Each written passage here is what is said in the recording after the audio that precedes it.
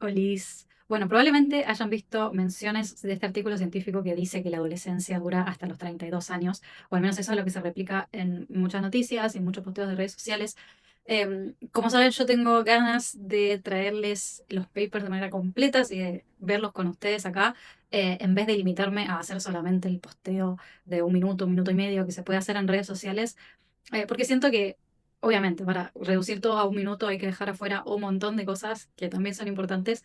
Así que, nada, en este video les voy a mostrar el paper para que puedan ver toda la complejidad que hay detrás de ese resultado de que la adolescencia duraría hasta los 32 años. Lo primero que voy a hacer, por supuesto, es mostrarles cómo llegar al paper para que ustedes mismos lo puedan descargar y puedan leerlo. Lo que hice fue simplemente buscar Adolescence 32 Cambridge Study, que es lo que se estaba replicando en todos los posteos que estuve viendo. La verdad, primero lo busqué en español y me costó un poquito más llegar al artículo.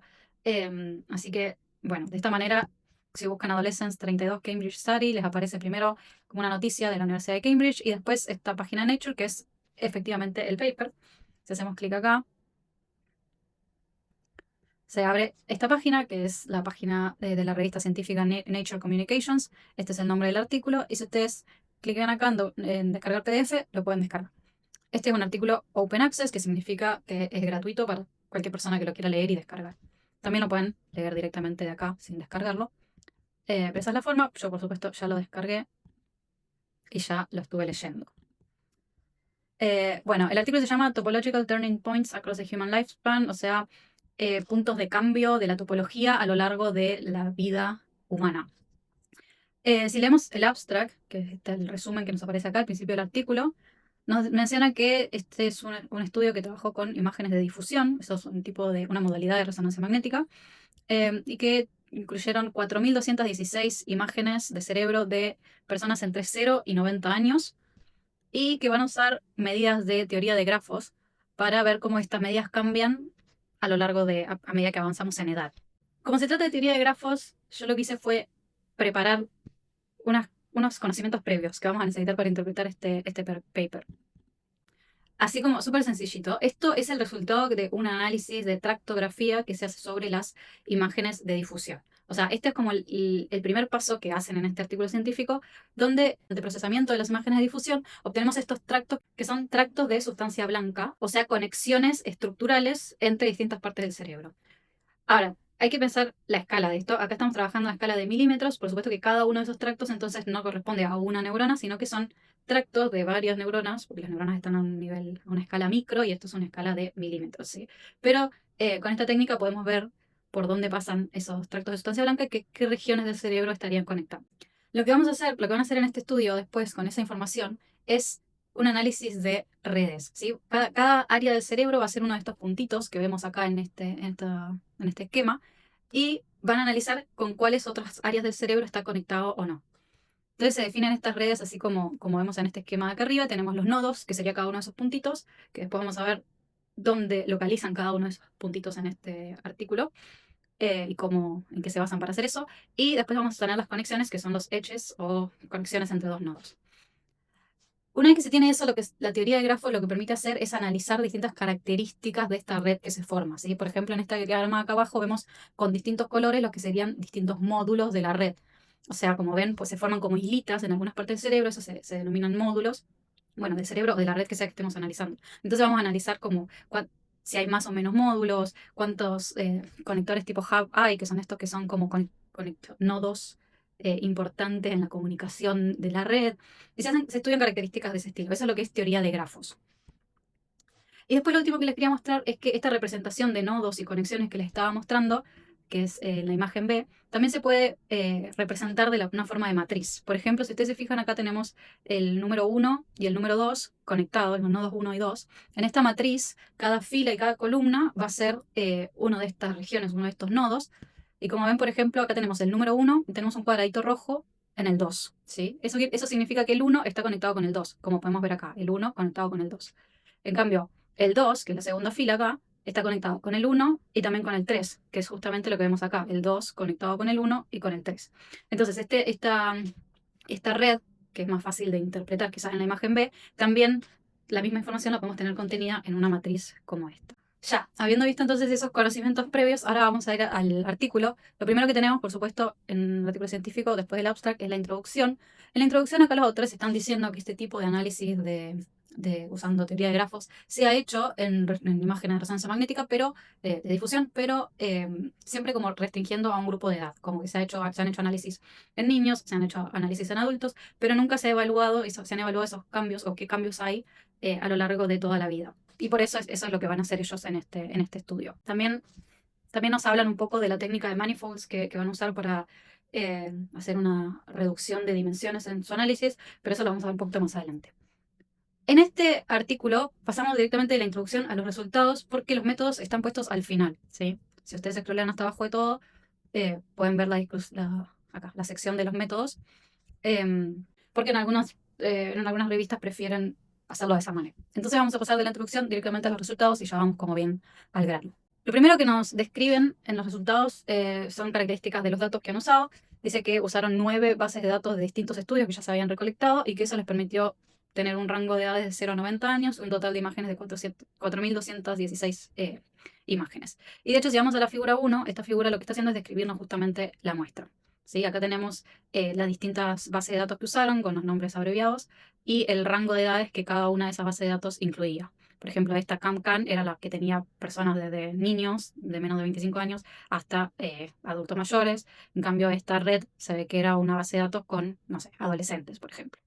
Entonces ahí vemos cómo fueron formando todo y en este histograma tenemos cuántas participantes tenían para cada edad y si eran hombres o mujeres. Por ejemplo, acá vemos que en 0 años tenían como 200 mujeres y 250 varones que caían dentro de esa categoría.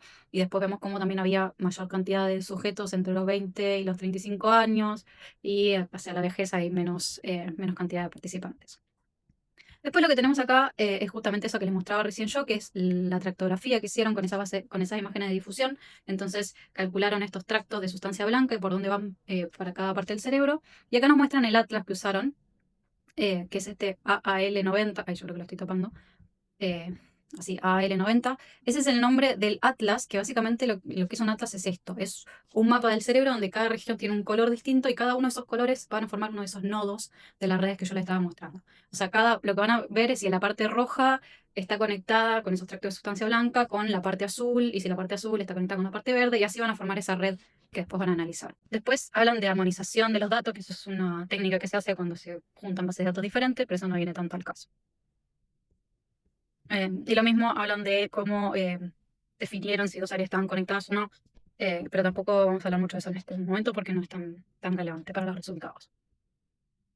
Si pasamos a la figura 2, entonces lo que tienen acá estas matrices son justamente eso que yo les mostraba antes. Son representaciones de estas redes que nos muestran qué áreas están conectadas con qué áreas, ¿sí? Acá tenemos filas y columnas, son distintas áreas del cerebro, y vemos cómo va cambiando las conexiones a medida que avanza la edad.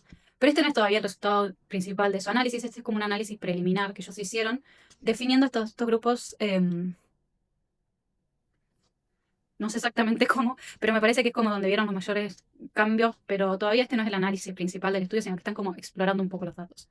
También lo que ven acá en la figura B es cómo cambia la densidad, o sea, la cantidad de conexiones que hay entre distintas áreas del cerebro a medida que avanza la edad en este dataset, en esta base de datos.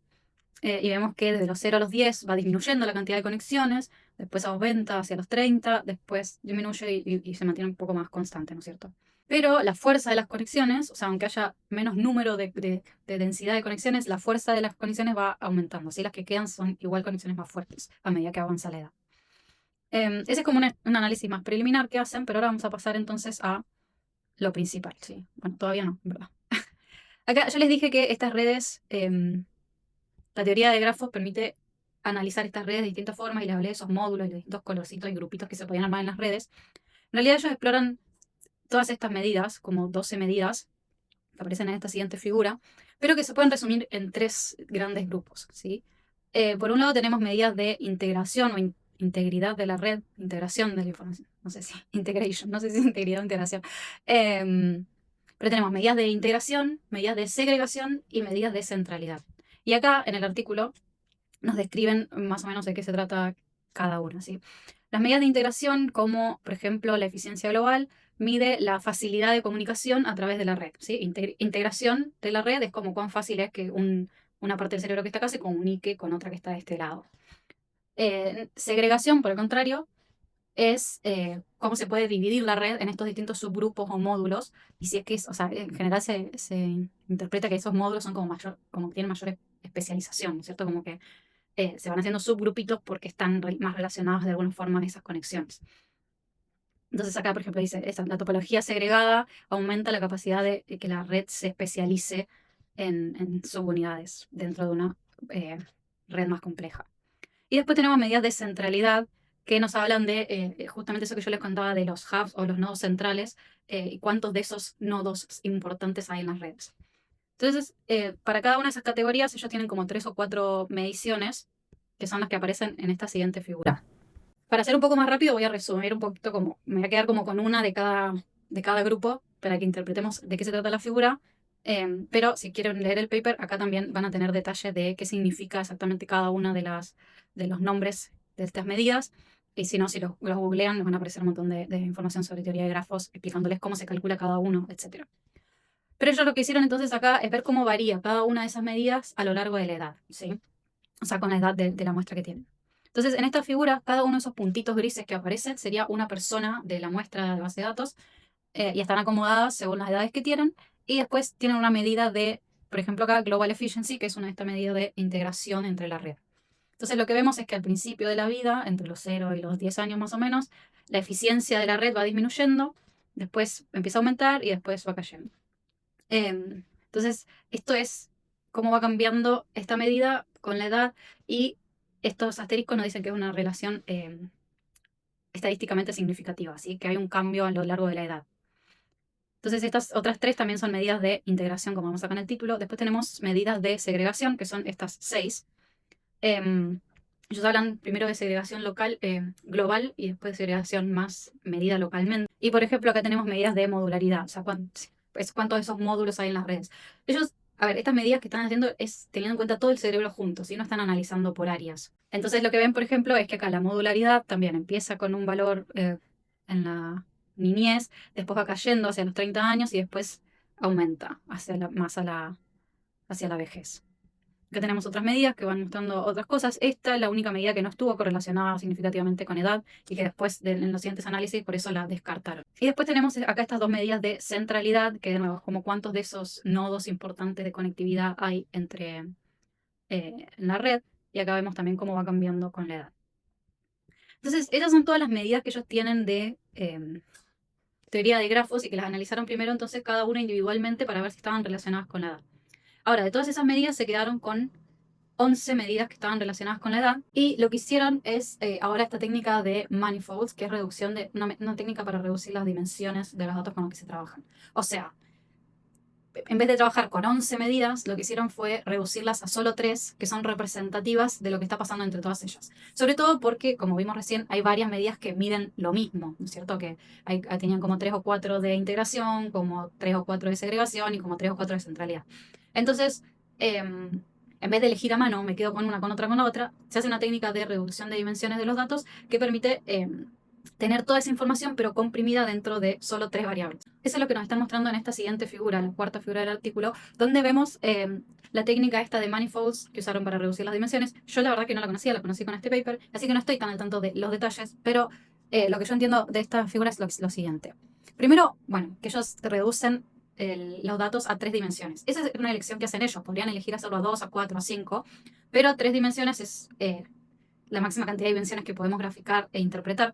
Entonces lo que ellos hacen es reducirlo a 3 dimensiones, pero para eso también tienen que elegir otros parámetros manualmente, ¿sí? Tienen que elegir estos 2 parámetros que llaman distancia mínima y vecinos más cercanos. Y hay muchas opciones de valores que pueden tomar. Entonces lo que ellos hicieron fue, acá en la figura B nos muestran, recorrer todo un espectro de valores para esas 2 variables y generar muchas soluciones, ¿sí? No es que redujeron esto se llaman manifolds. Entonces no es que hicieron una sola solución de manifolds, sino que hicieron 968 opciones combinando esos valores de distancia mínima y nearest neighbor, de vecinos cercanos. Entonces eso es lo que nos muestran acá en esta figura B, donde vemos como todas las opciones. Y después en cada una de esas opciones lo que hacen es encontrar estos turning points, o sea, puntos de cambio. Como ven, si uno grafica acá, pueden encontrar como esos donde la curva cambia de dirección y eso nos indica que están cambiando la topología de la red, o sea, están cambiando esas medidas, esas 11 medidas que tenemos de información resumida en este manifold. Y justamente como tenemos esas 900 soluciones, lo que ellos hicieron fue para cada una de esas 900 soluciones encontrar todos esos puntos de cambio y graficarlos en este histograma que tenemos acá en la figura C. Entonces, ¿cómo se interpreta esto? Acá tenemos las edades a las que podrían darse los cambios y acá tenemos la cantidad de veces que esa edad fue un punto de cambio para cada uno de estos 900 manifolds. Por ejemplo, vemos que, no sé, 9 años, en 350 de las soluciones que ellos eligieron con estos parámetros, en 350 de las soluciones, 9 fue un punto de cambio. 10 fue punto de cambio en 245 y 11 años fue punto de cambio en casi 300 soluciones. Y después vemos para cada una de las edades, entonces tenemos para cada una de las edades cuántas veces fue un resultado y así promediando, digamos, todas estas soluciones es que tenemos los puntos de cambio que se han mencionado en un montón de artículos, 9, 32, 66 y 83 años. ¿Sí? Estos son entonces las edades que más se repiten como puntos de cambio en estas soluciones que integran la información de esas 11 de esos 11 parámetros de teoría de grafos que nos están diciendo que algo en las conexiones estructurales del cerebro está cambiando, ¿sí? Esas son las edades promedio. Ahora, la primera como pregunta que uno se hace cuando ve esto es como, ay, ¿qué pasa en hombres y qué pasa en mujeres? Ellos dicen en este artículo que no dividieron por sexo porque se les reducía mucho la muestra, pero tienen información en la información suplementaria del artículo. Que de paso vamos a ver cómo llegar a eso. Si volvemos acá a la página del artículo científico donde lo podíamos descargar, ustedes pueden scrollear acá todas las secciones del artículo y pueden hacer clic donde dice información suplementaria.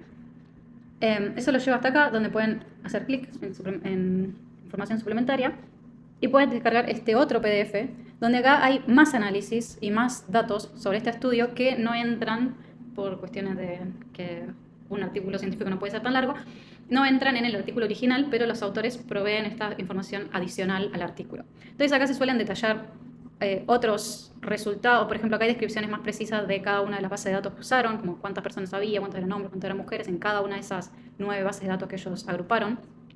Tenemos también cómo calcularon cada una de esas medidas, esas 12 medidas de teoría de grafo, con qué paquete de software las calcularon y un poco una breve descripción también de qué significa. Y tenemos muchos análisis, y entre ellos este, que es justamente el que analiza esas 12 medidas dividiendo hombres y mujeres. Las que están en colores es donde hay un efecto diferente en hombres y mujeres en la muestra que ellos están analizando. Las que están en gris es donde el efecto de sexo no fue significativo. ¿Sí? Pero bueno, entonces acá si ustedes están interesados más aún en entender y ver cuestiones del paper, pueden también ver siempre la información suplementaria. Ya que estamos, voy a mostrarles que acá, me estoy adelantando un poco, pero también vamos a tener esta figura donde, esta es la única figura en la que no están analizando la red a nivel global de todo el cerebro, sino que acá nos muestran, ¿sí?, qué pasa con algunas medidas a nivel local. Si ustedes se fijan acá, cada columna, digamos, sería una parte del cerebro, correspondiente a ese atlas que usaron para dividirlo, y acá podemos ver cómo cambian algunas de esas medidas en función de los grupos de edades, que ahora vamos a ver cómo los definen. Pero este es el único análisis que hacen en el artículo teniendo en cuenta cada una de esas regiones y lo pueden ver en la información suplementaria, no está en el artículo principal. Entonces, volviendo al artículo principal, calcularon los manifolds y encontraron estos puntos de cambio, ¿no es cierto? Esas 4 edades que nos definen 5 grupos etarios. Entonces, lo que los manifolds no nos dicen es qué es lo que pasa en esos puntos de cambio, cuáles de las 11 medidas están cambiando. El manifold nos agrupa toda la información y nos dice hay cambios acá y acá y acá, pero no nos dice exactamente qué está cambiando. Entonces lo que hicieron a continuación los autores fue dividir la muestra según esos grupos de edades. Entonces hicieron un grupo entre 0 y 9 años, otro grupo entre 9 y 32 años, otro grupo entre 32 y 66 años y otro grupo entre 66 y 83 años. Y otro de 83 a mayores de hasta 90, creo que es el más, la persona más avanzada en edad que tienen en la muestra. Entonces, esos grupos es lo que ellos llaman épocas, y acá tenemos entonces en la siguiente figura análisis de esas 11 medidas de teoría de grafos y cómo van cambiando en cada una de estas épocas. Entonces, en rosa acá tenemos la época 1, que es entre 0 y 9 años, que sería la infancia. Y acá a la derecha tenemos, a ver si me corro yo, acá a la derecha tenemos cómo van cambiando, en realidad lo que están estudiando acá es entre 0 y 9 años, cómo cada una de estas métricas se asocia a la edad, ¿sí? Cómo van cambiando entre los 0 y los 9 años. Y esta figura de la derecha nos está resumiendo dos tipos de análisis a la vez. Por un lado tenemos las barras.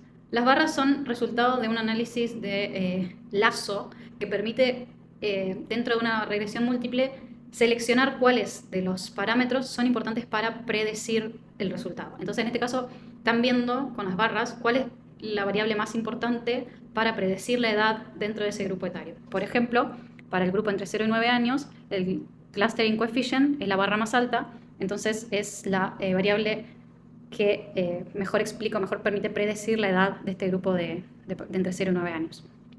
Del otro lado, los puntitos nos están hablando de la correlación de Pearson, el R que tenemos acá a la derecha, la correlación de Pearson entre la edad y también estas variables. Si el puntito está en rojo, significa que la correlación es significativa, estadísticamente significativa, y si está en gris, no es significativa. Entonces, por ejemplo, vemos que acá el small worldness es la variable que tiene una correlación más alta entre edad y, bueno, la correlación más alta es entre edad y small worldness en este grupo de 0 a 9 años. Y esa es la información que está resumida también acá a la izquierda en este gráfico, donde tenemos cuál es la barra más alta y cuál es el puntito más alto o más bajo, dependiendo del sentido de la correlación. La línea gris está punteada, si está por encima de eso el puntito, quiere decir que la correlación es positiva, si está por debajo es una correlación negativa. Para las barras no tiene ningún significado esa línea, solo para las correlaciones. Y acá tenemos las distintas muestras y yo le agregué que estas primeras de acá son las que son medidas de integración, las del medio son las de segregación y estas dos últimas son de centralidad.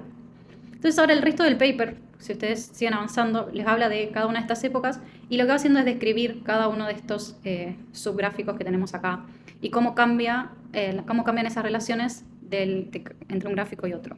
Pero acá ven que va explicando cada una de las épocas, ¿sí? Lo que nos están explicando ahí es lo que vemos en estas figuras. Entonces, por ejemplo, vamos a ver algunas. Ya vimos que para la primera época las medidas más importantes son clustering coefficient y small worldness, pero cuando pasamos de los 9, o sea, después del punto de cambio de los 9 años, tenemos la época entre los 9 y los 32 años, que sería esta adolescencia, y acá vemos que las medidas cambian. Por ejemplo, el global efficiency, que estaba correlacionado negativamente con la edad en la infancia, en la adolescencia, digamos, tiene una correlación positiva. O sea que entre los 9 y los 32 años, a medida que avanzamos en edad, la eficiencia de la red va aumentando. En cambio, entre los 0 y los 9 años, a medida que aumentamos de edad, la eficiencia de la red se va reduciendo. Hasta acá no podemos decir nada de qué significa eso. Después, en las discusiones, ellos relacionan estos resultados con algunas otras investigaciones que se han hecho antes. Y, por ejemplo, por supuesto, lo que podemos decir es que hasta los 9 años podría más o menos coincidir con el inicio de la pubertad, y también sabemos que en el cerebro en los primeros años de vida se va dando una poda de conexiones y que se van refinando las conexiones entre neuronas. Entonces, por eso iría disminuyendo la eficiencia de la red, porque se están cortando conexiones entre distintas áreas. En cambio, después de los 9 años empezarían a refinar esas conexiones y a generar las conexiones más importantes que harían que entre los 9 y los 32 años eso vuelva a aumentar. Pero eso, de nuevo, no es lo que estamos analizando en este estudio. En este estudio solamente estamos viendo que existe ese punto de cambio y que estas variables cambian para un lado o para el otro, ¿sí? O sea, que están relacionadas a mayor edad o menor edad, aumentos o disminuciones de estas variables. ¿Por qué? No lo sabemos. Y no estamos viendo tampoco a nivel de distintas partes del cerebro, sino que esto es una medida global. Después podemos ver cómo cambia entre el segundo y la tercera época, que otra vez, ahora cuando pasamos los 32 años de vida, la eficiencia global otra vez vuelve a estar relacionada negativamente, o sea que otra vez a mayor edad tenemos menor eficiencia, que esto es lo que empiezan a relacionar con el envejecimiento que empezaría ahí. Y después en las dos últimas épocas lo que ellos ven es que hay menos variables que estén significativamente correlacionadas con la edad. Como pueden ver, hay más puntitos grises, que quiere decir que no hay correlaciones significativas. Que ellos también, esto cuando interpretan los resultados en las discusiones, ellos mencionan que Esto podría significar dos cosas. Primero, podría ser un problema de poder estadístico de la muestra, porque en este grupo de edades tienen muchas menos personas, ahora vamos a ver bien el número, pero creo que son como menos de 100. Entonces, lo que dicen es que puede ser que en este último grupo, en estos últimos grupos que hay menos sujetos, en el estudio tengamos menos poder estadístico y que por eso no estén apareciendo las correlaciones.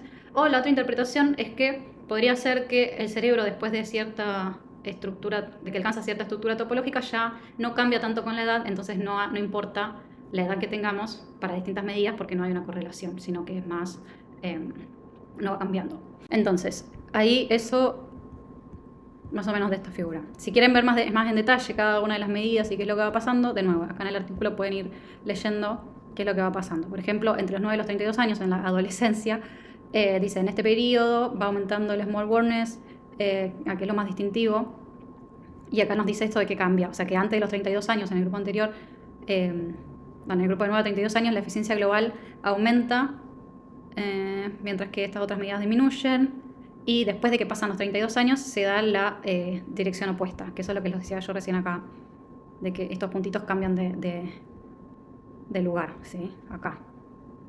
Este estaba arriba y ahora este pasa abajo, estos estaban abajo y ahora pasan arriba, etc. Eso es lo que van describiendo entonces en esa parte del artículo.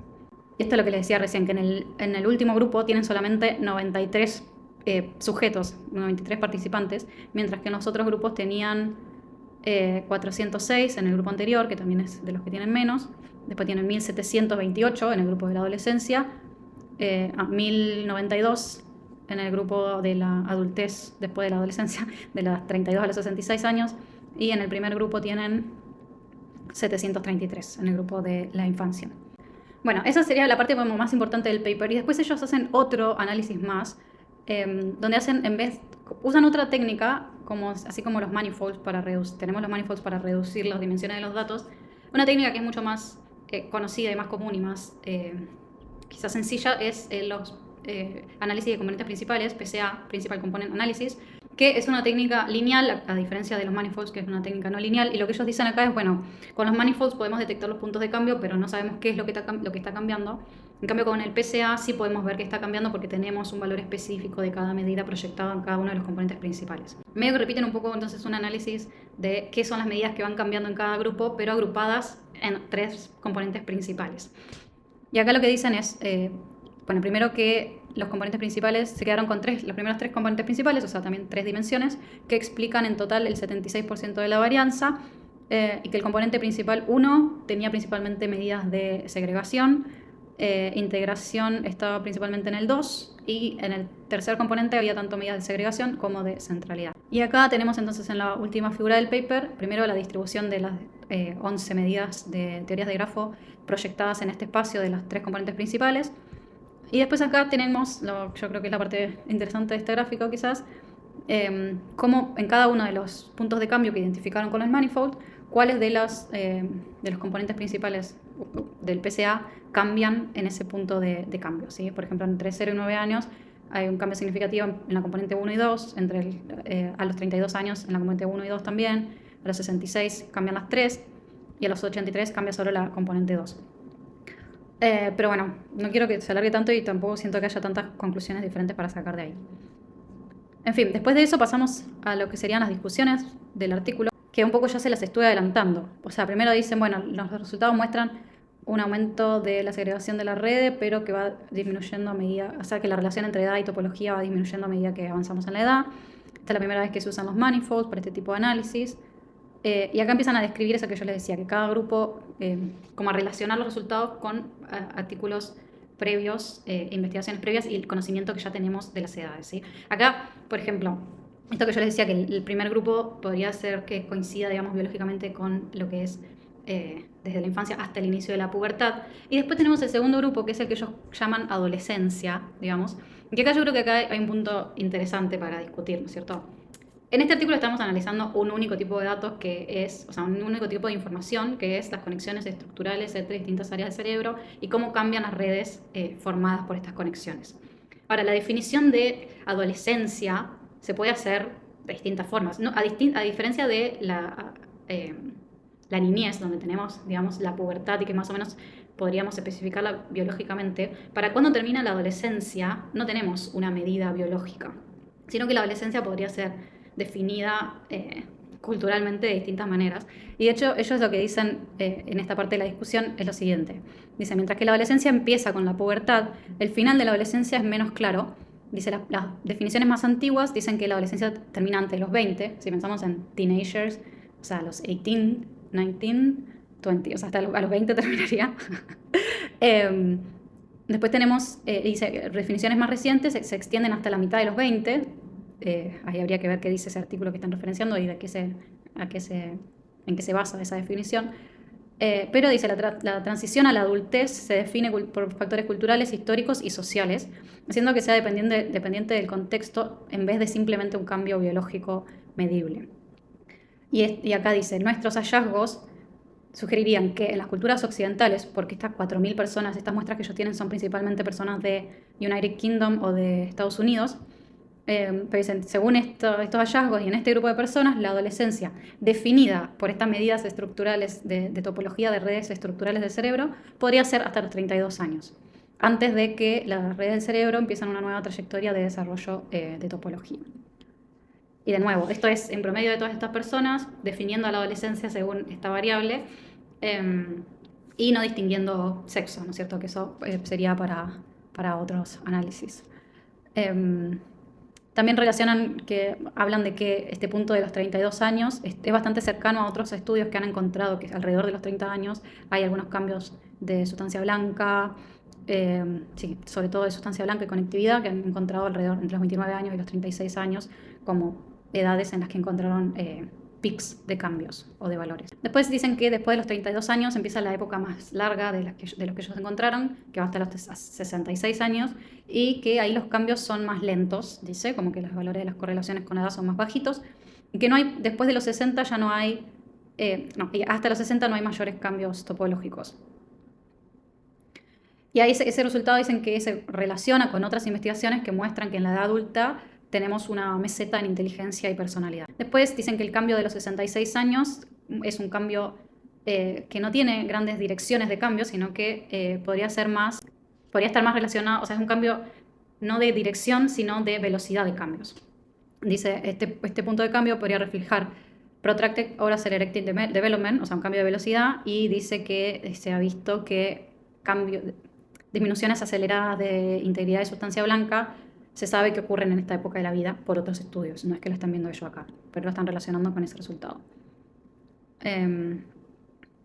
Dice, estos patrones también muestran una esparcificación de la estructura de la red a medida que envejecemos, y los 60 años marcan un cambio importante en salud y cognición en países de altos ingresos, como los inicios de demencia e hipertensión. O sea, ahí están también tratando de relacionar la edad de los 60 años con otras cosas que pasan alrededor de esa edad, que se han visto en otros estudios. Y acá, bueno, el último punto, de los 83 años, nos habla primero de que podría ser los resultados una falta de poder estadístico, esto que yo les adelantaba antes, pero que también podría ser que se vaya haciendo más débil la relación entre edad y cambios estructurales a medida que avanzamos en la edad. Esas son las discusiones, y después tenemos todo este párrafo que habla de limitaciones de este estudio, ¿sí? De las cosas que podrían hacerse diferente y que quizás podrían dar resultados diferentes. Por ejemplo, las que usaron, o sea, podrían dividir el cerebro en distintas regiones, y no las que usaron. Los métodos de armonización para unir las bases de datos, que se podrían usar otros métodos.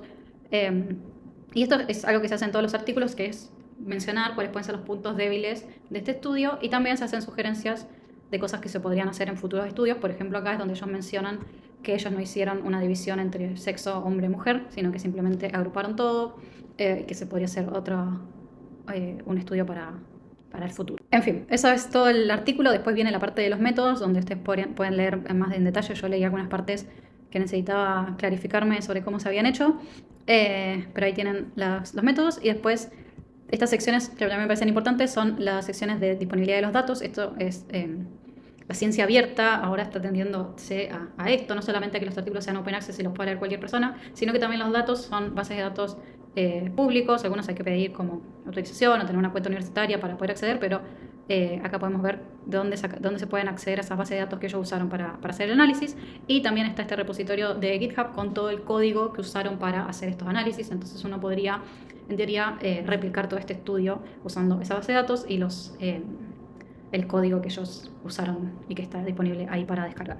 Después tenemos las referencias, agradecimientos que hizo cada uno de los autores, cuál fue la participación específica que tuvo cada uno de los autores y bueno, algunas otras cosas adicionales. Eso, espero que les haya gustado, que les sirva ver el paper así, de esta manera. Si hay cosas que no quedaron tan claras o cosas que debería hacer de otra manera, me avisan, así también voy aprendiendo de este proceso. Espero la próxima vez hacer un video más rápido, porque cada vez que quiero hacer uno de estos videos tengo que reaprender cómo se usa el OBS y todo, porque me olvido, porque grabo muy poco, así que espero hacerlo más seguido para la próxima vez. Si tienen ideas de artículos que les gustaría ver a este nivel de detalle, me avisan. Eso, le dan like, se suscriben y todas esas cosas, porque yo ahora, no sé, supongo que soy youtuber. Eso, bye.